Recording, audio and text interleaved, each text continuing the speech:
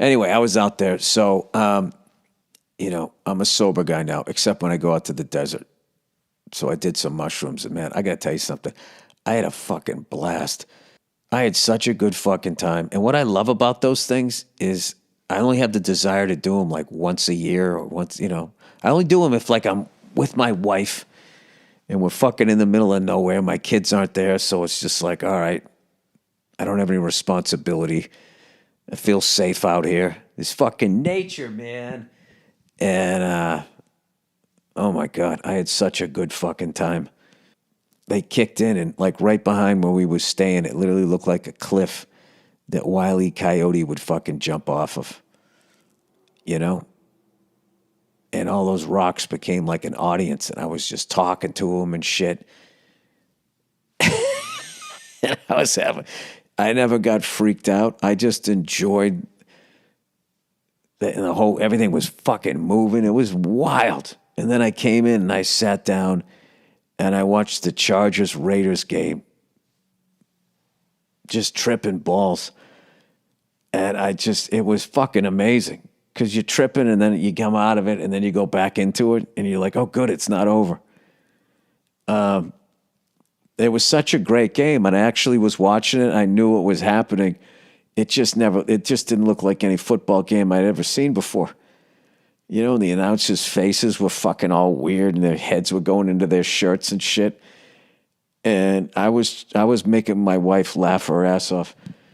Because at one point, I think Collinsworth was saying, the Chargers' biggest problem tonight is going to be, and I was thinking, yeah, but your biggest problem is your fucking head's going into your shirt. It was amazing. I had such a fucking great time. I was actually sad when it was over. It was incredible. And then I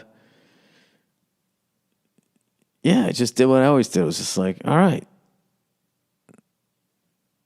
Now, I mean, last time the only other time I did them, I had a bad trip. And I was like, I need to figure out what's wrong with me. And I was basically stone sober for 11 months. And now I did them again. And now I have no desire, it's not going to go start drinking again or fucking smoke weed or anything. I'm just like, that was fun. So I think that's going to be my thing, man. I think once every year and a half, whenever I get time, my wife gets time, and we fucking go away somewhere, If the kids are there, I'm not doing it. But every once in a while, if I'm out in fucking nature, man, it's fucking fun as hell. I get it. I fucking get it. Good times to be had. Dude, I was standing there, right? And it's weird. When the shit comes on, all of a sudden, everything around you is just like alive. And I'm like, all right, hey, how's it going? Good to see you guys again. This is literally what I remember saying. And then I kind of saw something moving out to the left. And I was like, hey, buddy, didn't see you over there. I was talking to him like they were people. I kind of told this story on Anything Better, but I'll tell it to you guys. I'll tell it again just in case, because I don't think you guys all listen to Anything Better also with Paul Verzi. So when I first walked out there, and it started coming on, I started hearing like voices. And we were on like, Navajo, or near it anyways, the land that the government, gave them after they stole it, and after we all stole it, right? And I was hearing these voices, and I was thinking like, oh my God, because I couldn't make out what they were saying. I was like, wait a minute, am I hearing the spirits of the fucking Indians that used to be here? And all of a sudden I saw this movement in the hills, and I was like, the fuck is that? Is that like because I'm tripping, or is that actually a person? And it looked like a person. I was like, and then it kind of looked like a cowboy. I'm like, is that a fucking cowboy? Wait, did I just open a porthole into the fucking 1800s? Like, what's going on here, man? And then out of nowhere, the cowboy just stopped and looked at me, and he just goes, hello. He was way away from me. And it felt like he was like right next to me. And I was like, what the fuck? I didn't know you heard shit and saw stuff. This is amazing. And then I hear him talking to this woman. She goes, all right, be careful, I love you.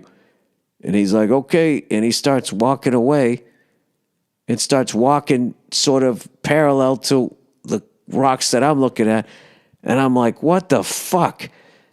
So I go back into the little bungalow and I'm like, Nia, I go, can you go outside and tell me if there's a cowboy walking across the backyard? So she starts cracking up laughing. You know, she didn't do it. Like, she just let me do it. So she fucking goes out there. She goes, there's nobody out there. And she's laughing her ass off. And I was like, what the fuck? And I told her the whole story. I was like, I didn't know you like heard voices and all. This is fucking insane. So I sat down, I ate, and then that's when I sat down and I watched the Raiders Chargers, and they showed like the beginning, and they were like panning around that stadium with all the lights and stuff. And I was like, what the fuck? And I'm going, this is amazing. And Nia, God bless her, she was sitting there because she was afraid I was going to have a bad trip or whatever. Because of the sadness of the past week. You know, that was the day when I found out Bob passed. And, but like, I just said to myself, I'm not going to think about that sad stuff. I'm just going to have a good time. Not to mention, I had already taken him when I found out that he had passed. So then I was like, oh, fuck, this is going to be brutal. But I don't know. Maybe some of Bob's happiness was in me. I don't know what. So anyway, I have a great time. And then the next morning we wake up and we go to the communal area where there's breakfast, right? And when we finish breakfast, as we're getting up to leave, I see the cowboy come walking in. Except he wasn't dressed like a cowboy. He was just dressed like a fucking person from 2022. And I go, Nia. She's like, what? And I'm like, that's the fucking cowboy I saw last night. Except he's not wearing cowboy clothes. And she goes, what? I go, I think that's the guy I saw last night. I don't think I saw a cowboy. I think it was that guy. And she starts cracking up. And breakfast ends. And we walk back up to where we're staying. And then that guy pulled up in a golf cart. And he was in the bungalow right next to me. And that's when I realized I didn't see a cowboy. I saw that guy. And that guy saw me. And he said hello to me because he saw me looking at him. And I didn't say hello back to him because I didn't think he was real.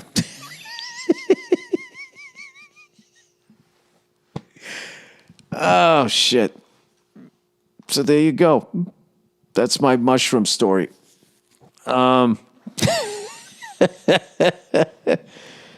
It was such a fucking good time, man. It was such a good time. But like I said, if you guys are all worried because I've been, pretty much a sober guy. I haven't sober, I mean, I was fucking with weed, 2018, I quit booze, and then I slowly was replacing it with weed. And then I was like, I got to stop this shit. But I wasn't. And then I took mushrooms, and then I stopped. And then, well, I guess so 11 months I didn't do anything. And then I took mushrooms again. And then I was coming back worried that I'd be going, hey, let's get some fucking weed. And I haven't, and I've had no desire to do it. So it's pretty fucking cool that you can have an experience like that. And it doesn't, at least for how it's working for me, is it doesn't make me want to go back and be a fucking idiot again. Plus having my kids here really helps. It's like I just could never get past. That was like, the end of my drinking days when I was downstairs watching like Me TV and I'd be getting shit-faced and my daughter was upstairs and I'm like, if somebody came in right now, if something happened to her, like I'm legally shit-faced. Like, what am I doing? I'm going to be that guy? Daddy liked his scotch. I was like, I can't be that guy. So, anyway,